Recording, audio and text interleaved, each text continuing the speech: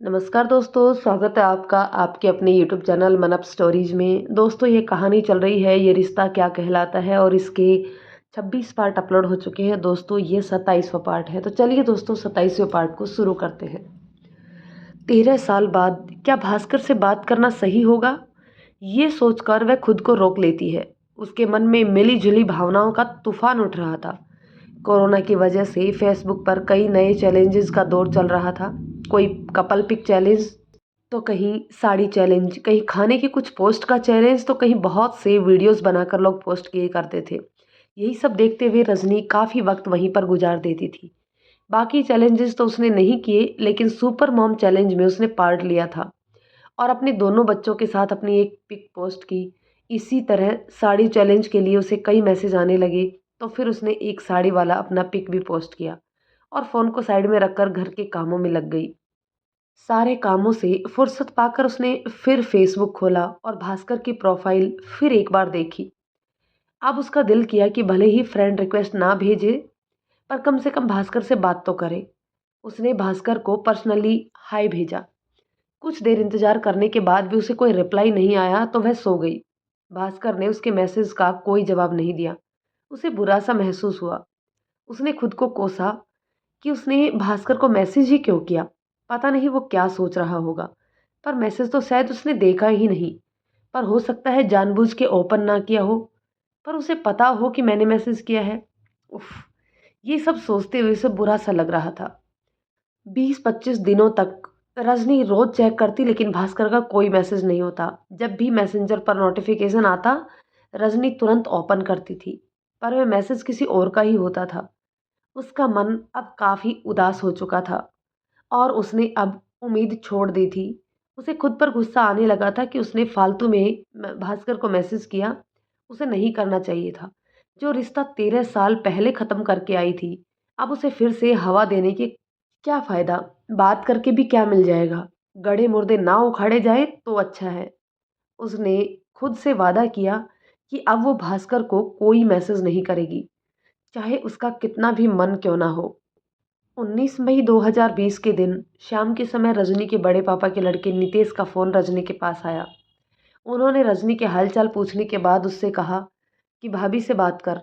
रजनी को कभी इन लोगों का फ़ोन आता ही नहीं था। उसे थोड़ा अजीब सा लगा, तो उसने सोचा शायद कोई काम होगा, इसलिए उसने बात की।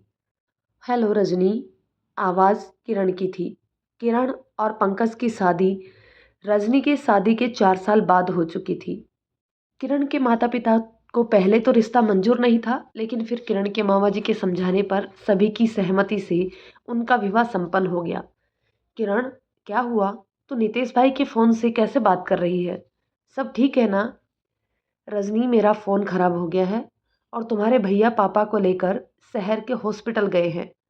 तो मैंने नितेश भैया से कहा कि आप सबको बता दिया जाए कि पापा को हॉस्पिटल में भर्ती किया है। क्या हुआ पापा को? रजनी ने पूछा और रजनी रुआंसी हो गई।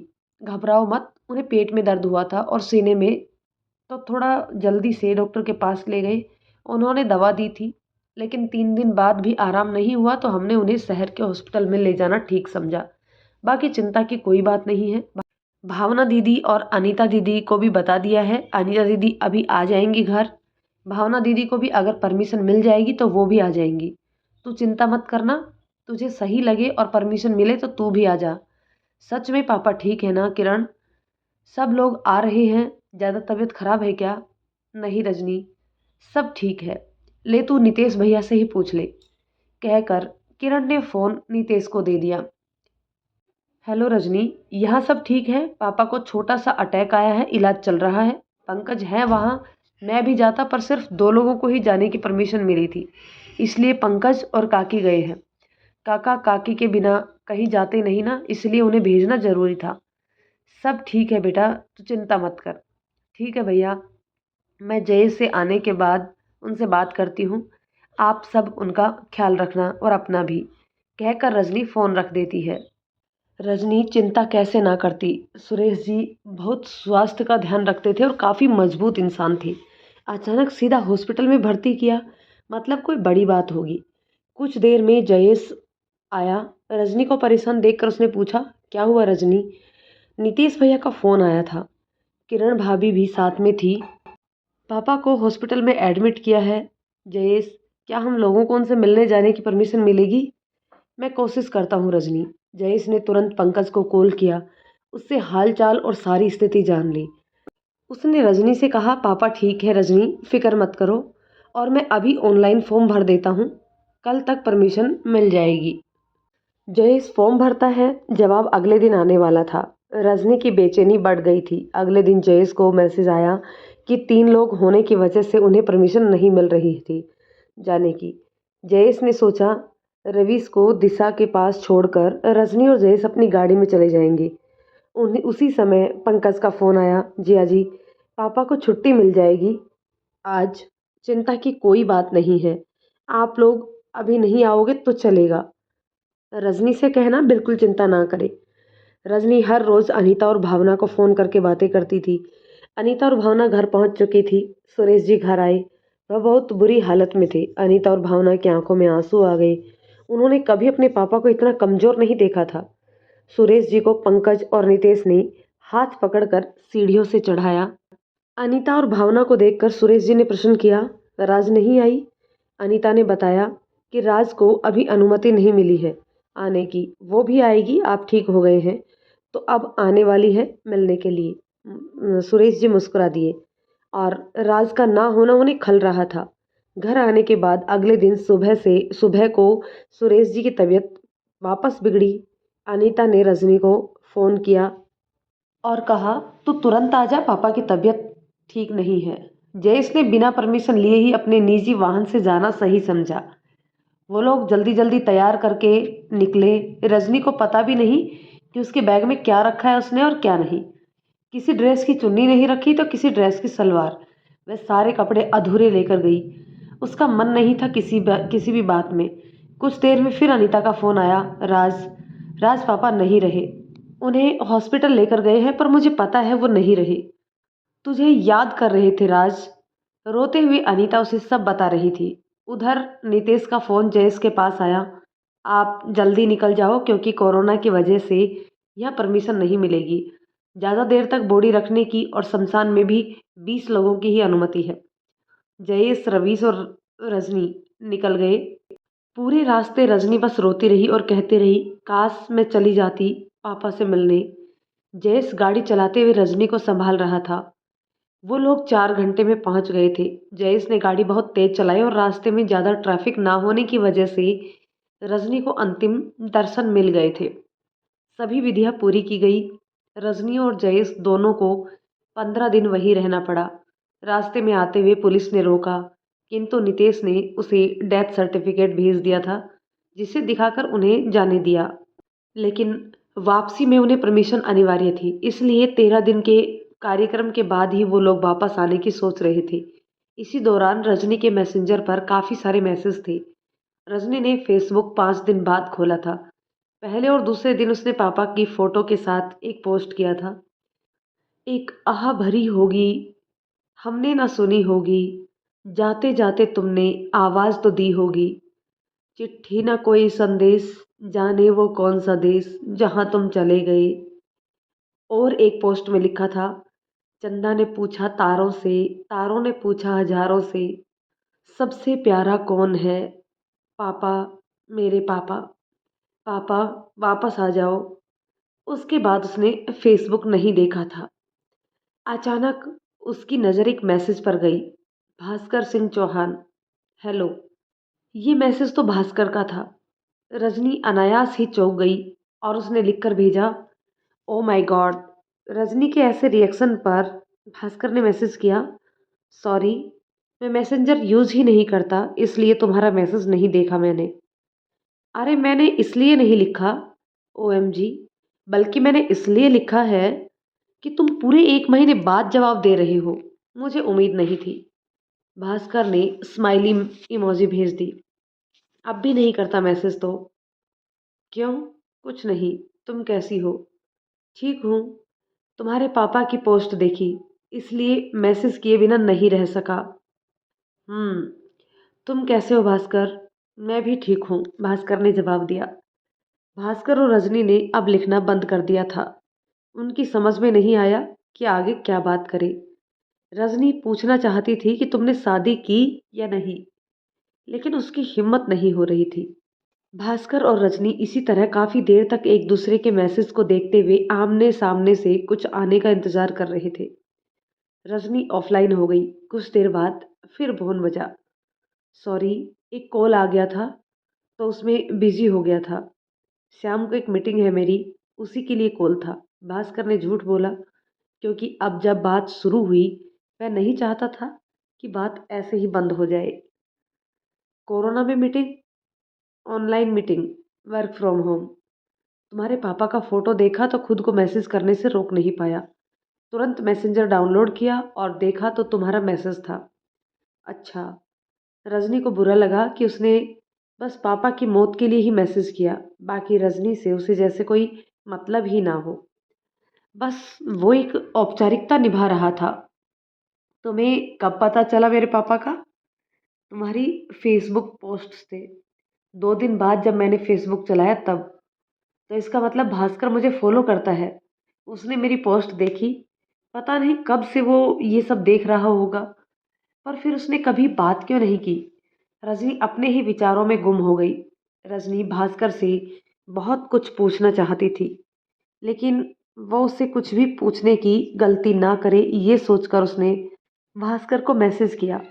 मुझे अभी थोड़ा काम है भास्कर, बाद में बात करते हैं, बाय। कहकर वह तुरंत ही ऑफलाइन हो गई। रजनी ऑफलाइन हो गई, लेकिन उसके मन में सवालों की झड़ी लग गई। भास्कर ने मेरी पोस्ट देखने के बाद मैसेंजर ओपन किया, मतलब वो मेरी पोस्ट देख सकता है। मतलब वह मुझे फॉलो भी कर रहा है। ये पता नहीं कब से। और करता है तो उसने मुझसे बात करने की कोशिश क्यों नहीं की? क्या भास्कर की शादी हो गई होगी? कैसी होगी उसकी पत्नी? उसके बच्चे कितने होंगे? मैंने तो कुछ पूछा ही नहीं। पर मैं पूछूं भी कैसे? उसने भी तो कुछ नहीं पूछा। लेकिन उसने मेरी प्रोफाइल में देखा ही होगा ना। लेकिन उसकी तो प्रोफाइल में कुछ भी नहीं है। क्या भास्कर ने शादी नहीं की होगी? की होती तो उसकी भी तो फेसबुक पर तस्वीरें होती पत्नी और बच्चों के साथ। उफ, ये मुझे क्या हो गया है? मैं इतना क्यों सोच रही हूँ? इससे तो अच्छा होता खुद उससे पूछ लेती। अब अगली बार अगर बात हुई तो मैं उससे ही पूछ लूंगी। रजनी के मन में इतने सवाल आ रहे थे, उसमें से कई के जवाब वह खुद दे रही थी। अब रजनी को बहुत बेचैनी हो रही थी। मैं भास्कर के बारे में सब कुछ जानना चाहती थी। रात को रजनी ने फिर से फेसबुक चालू किया। उसने देखा तो भास्कर ऑनलाइन दिखा। अब तक दोनों ने एक दूसरे को फ्रेंड रिक्वेस्ट नहीं भेजी थी। रजनी सोचने लगी, बात करूं या ना करूं। साधारण बात करने में कुछ गलत भी तो नहीं, लेकिन बार बार मैं ही मैसेज करूं, ये अच्छा भी नहीं लगता। क्या करूं यार? रजनी ये सब सोच ही रही थी। उसने हेलो टाइप किया लेकिन डिलीट कर दिया। तभी भास्कर का मैसेज आया। हाय। हेलो, रजनी ने रिप्लाई किया। वह मन ही मन खुश हो गई, क्योंकि वो भास्कर से बात करना चाहती थी, लेकिन पहल नहीं करना चाहती थी। अब तक जाग रही हो? हाँ। बड़े पापा, काका और भुआ सभी लोग यहीं थे, अभी गए हैं। अच्छा। तुम क्यों जाग रहे हो? नींद नहीं आ रही थी। क्यों? पता नहीं। घर में सब कैसे हैं? सब अच्छे हैं। मैसेज का सिलसिला चालू हो गया। रजनी कई सवाल पूछना चाहती थी। यही हाल भास्कर का भी था। वो भी रजनी से बहुत कुछ पूछना चाहता था, लेकिन कैसे पूछे, ये सोच रहा था। दोनों एक दूरी सी महसूस कर रहे थे, बात करने की हिम्मत नहीं कर पा रहे थे। आखिर रजनी ने ही हिम्मत करके पूछा, क्या करते हो तुम भास्कर? सॉफ्टवेयर इंजीनियर हूँ, इंदौर में रहता हूँ। ओह, तो ये घर, यहाँ मम्मी पापा रहते हैं।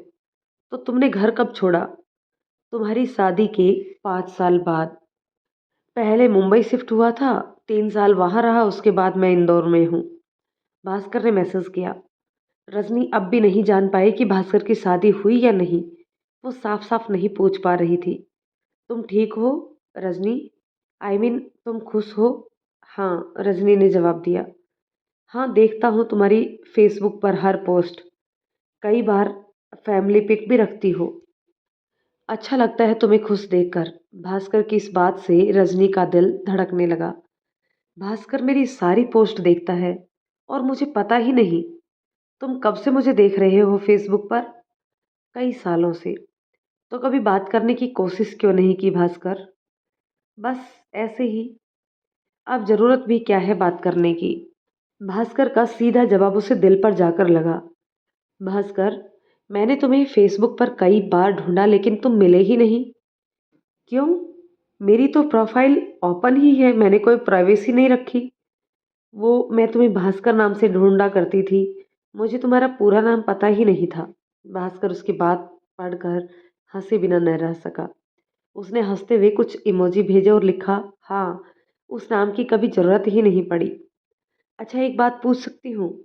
एक क्या, दो पूछ लो, भास्कर ने लिखा। तुम्हें मेरी याद आती थी?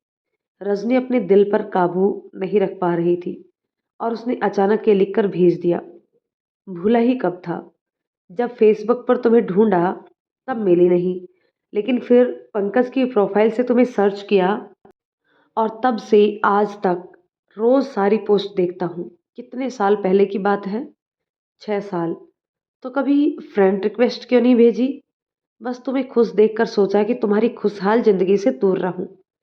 अभी तक जाग रही है तू? पंकज ने रजनी को फोन में देखकर पूछा। हाँ भैया, नींद नहीं आ रही थी तो थोड़ा फेसबुक चला रही थी, रजनी ने भी जवाब दिया। पंकज अपनी सिगरेट लेकर छत पर चला गया। तुम्हारी शादी हो गई है? रजनी ने आखिर पूछ ही लिया। हाँ, दो बेटियां भी हैं। भास्कर जानता था रजनी उसके बारे में सब जानना चाहती है। उसने खुद ही बता दिया। भास्कर, क्या मैं उनकी फोटो देख सकती हूँ? रजनी के इस मैसेज का भास्कर ने कोई जवाब नहीं दिया। रजनी मायूस हो गई। उसे लगा शायद भास्कर उसे दिखाना ही ना चाहता हो। कुछ देर में भास्कर ऑफलाइन हो गया। शायद उसकी पत्नी उसके साथ होगी, शायद वो उसके पास आ गई होगी। इस वक्त भास्कर अपनी पत्नी के साथ होगा। अचानक भास्कर ने मैसेज बंद कर दिए। क्या कर रहे होंगे वो दोनों? भास्कर की पत्नी सुंदर होगी, तभी वो मुझे भूल कर उसके साथ बिजी हो गया। न जाने किन किन बेतुके से ख्यालों का रजनी के दिमाग पर कब्जा होने लगा। मुझे क्यों बुरा लग रहा है? ये सब तो सामान्य बात है। रजनी को अच्छा नहीं लग रहा था। रजनी अब भास्कर के लिए थोड़ा ज़्यादा सोचने लगी थी। उसने अपनी उंगलियां मोबाइल पर चलाना शुरू की। अपना मोबाइल नंबर टाइप करके भास्कर को दिया और उसके साथ मैसेज किया। मैं भी फेसबुक कम चलाती हूँ, अब बात करनी हो तो व्हाट्सअप कर देना। ये भेजकर उसने मोबाइल रख दिया और सोने की कोशिश करने लगी, लेकिन वो सो नहीं पा रही थी। भास्कर के बारे में ही सोच रही थी। उसके ख्यालों में भास्कर और उसकी पत्नी का एक दूसरे के बहुत करीब होना उसे दिखाई देने लगा। भास्कर की पत्नी को उसने नहीं देखा, तो उसकी जगह बस एक लड़की का साया उसे दिख रहा था, जिसका कोई चेहरा ना था। भास्कर के ख्यालों में काफी देर तक डूबे रहने के बाद न जाने कब उसे नींद आ गई। अगले दिन सुबह उठकर मोबाइल चार्ज पर लगाकर वो नहाने गई। नहाकर पापा की तस्वीर पर माला चढ़ाकर दीपक लगाया। रोज ये काम भावना करती थी, लेकिन रात को उसके पीरियड्स आने की वजह से आज ये काम रजनी कर रही थी। पापा के सामने गीता जी का पाठ करने के बाद वह ऊपर के कमरे में, जहाँ रात को वो लोग सोते थे, वहां गई। अपना मोबाइल चार्ज से निकाला। उसने देखा मैसेंजर पर भास्कर ने मैसेज तो देख लिया था, लेकिन उसने कोई जवाब नहीं दिया। रजनी को खुद पर बहुत गुस्सा आया। आखिर वो भास्कर के प्रति इतना खिंचाव क्यों महसूस कर रही है, जबकि भास्कर अब अपनी जिंदगी से खुश है। उसे लगा सामने से उसे नंबर देकर उसने कोई गलती तो नहीं की। उसका मन उदास हो गया। उसने व्हाट्सएप खोला। उस पर बहुत सारे मैसेज थे, लेकिन एक मैसेज एक अननोन नंबर से था। मानव प्रवृत्ति है, अननोन नंबर से मैसेज देखकर उत्सुकता बढ़ जाती है और रिप्लाई कर ही बैठते हैं। अनजान नंबर पर इंसान पहले रिप्लाई देता है। उसने उत्सुकता से मैसेज खोला। हाय, सारी सॉरी, रात को अचानक मेरा फ़ोन बंद हो गया था। बैटरी लो थी, तुरंत चार्ज पर लगाया और कुछ देर बाद ओपन किया तो तुम ऑफलाइन हो चुकी थी। सोचा व्हाट्सएप पर ही मैसेज करूँगा, इसलिए अभी इस पर मैसेज किया। रजनी ने डीपी देखी तो वो ब्लैंक थी, लेकिन वो समझ गई कि मैसेज भास्कर के हैं। उसने नंबर सेव किया, लेकिन अब भी भास्कर का डीपी नहीं दिख पा रही थी। उसने पूछा, मुझे तुम्हारा डीपी नहीं दिख रहा, मेरा नंबर सेव नहीं किया क्या? 10 मिनट बाद भास्कर का जवाब आया। कैसे दिखेगा रज्जू, मैंने लगा ही नहीं रखा। भास्कर ने मैसेज भेज दिया। भास्कर को खुद ध्यान नहीं था कि उसने रज्जू लिखा है। रजनी वह पढ़कर मुस्कुरा उठी। सालों बाद आज ये सुनकर उसे ऐसा लगा जैसे कल की ही बात हो। जब भास्कर ने अपना मैसेज दोबारा पढ़ा तो उसने लिखा, सॉरी रजनी, टाइपिंग मिस्टेक थी। कोई बात नहीं भास्कर, रजनी ने लिखकर भेजा। कुछ देर बाद रजनी ने देखा तो भास्कर की डीपी दिखने लगी। लाल रंग की शर्ट में बस एक छोटी सी बच्ची के साथ सोते हुए सेल्फी ले रखा था। अब देखी। हाँ, यह तुम्हारी बेटी है। हाँ, छोटी बेटी। कुछ देर बाद भास्कर ने एक पिक रजनी को भेज दी, दोनों बेटियों के साथ। दोनों तुम पर गई है। नहीं, इनकी मम्मी भी ऐसी ही दिखती है। एक पिक और आया, वह सपना और उसके पति का था। एक पिक आया सिया और उसके पति के। रजनी को सबको देखकर बहुत खुशी महसूस हो रही थी। उसकी आंख नम हो चली थी। कितने सालों बाद वो सबको देख रही थी। इतने सालों में उसने किसी से कोई कांटेक्ट नहीं किया था, क्योंकि भास्कर ने उससे कहा था कि शादी के बाद वो भास्कर के बारे में जानने की कोई कोशिश नहीं करेगी, वरना वो सिर्फ दुखी होगी। वह अपने जीवन में आगे बढ़े, पीछे देखेगी तो वह अपना नया सफ़र तकलीफदायक बना लेगी। भास्कर ने कहा था कि मैं तुम्हारी सारी बात मानूंगा, तुम बस मेरी ये बात मान लेना। इसलिए रजनी ने कभी ये जानने की कोशिश नहीं की कि भास्कर किस हाल में है, और वो मोहिनी से भी कभी नहीं मिली। कुछ साल बाद उसे पता चला कि मोहिनी चेतन के साथ भाग गई है, और वो दोनों कहाँ हैं ये कोई नहीं जानता। इसलिए रजनी अब तक सबसे दूर और अनजान थी। दो पिक और आई जिसमें सपना और सिया अपने बच्चों के साथ थी। बहुत अच्छी तस्वीर है, बहुत अच्छा लग रहा है सबको देखकर। जानता हूँ, इसीलिए भेजी है। फिर कोई पिक नहीं आई। रजनी ने सोचा भास्कर ने अब तक अपनी पत्नी के साथ कोई पिक नहीं भेजी। आखिर बात क्या है? भास्कर जानता था रजनी उसकी पत्नी को देखना चाहती है। वो उत्सुक है, लेकिन वो जानबूझकर उसकी पिक नहीं भेज रहा था। उसने पूछा, क्या हुआ रजनी, तुम एकदम चुप हो गई हो? कुछ नहीं, रजनी ने लिखा। भास्कर, तुम्हारी पत्नी का क्या नाम है? आभा। भास्कर की आभा। यही सच्चाई है, रजनी सोचने लगी। भास्कर ने फिर एक पिक भेजी। दोस्तों, जानते हैं कहानी के नेक्स्ट पार्ट में कि ये पिक किसकी थी, और जानते हैं आगे कि रजनी और भास्कर दोबारा से मिलने की कोशिश करेंगे या फिर आगे क्या होता है। तो चलिए दोस्तों, मिलते हैं कहानी के एक और पार्ट में। तब तक ये कहानी आपको कैसी लग रही है कमेंट करके ज़रूर बताइएगा। यदि ये कहानी पसंद आती है तो इसे लाइक शेयर कर दीजिए। चैनल पर नए हैं तो प्लीज़ चैनल को सब्सक्राइब ज़रूर कर दीजिए। मिलते हैं एक और पार्ट में, तब तक के लिए शुक्रिया।